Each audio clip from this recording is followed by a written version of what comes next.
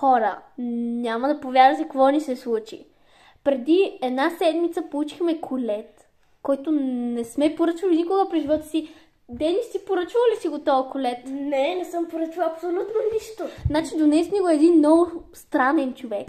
И искаме да ви покажем какво отворихме в кутията. Денис, донеси го, моля ти се. Знаеш, че все още сме отворили. Да, все още не сме отворили, но когато отворихме кутията, тя беше много опакована. Направо си щупих ногтите. Ето, можете да видите. И сега страх ме какво има вътре, само да няма някоя змиорка, че тогава умирам от страх. Ето това ни е колета. Тежи поне 5 кила. Много, но я ми помогни, че много тежи. Значи сега, хора, много ни е страх да видим какво има. Затова моля ви, пишете в коментарите какво според вас има вътре. А сега, нека да го отворим.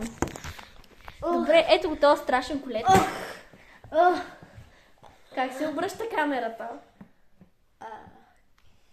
Хора, как да обърнем камерата? Сега ще направим част втора на това, а вие се абонирайте за част трета.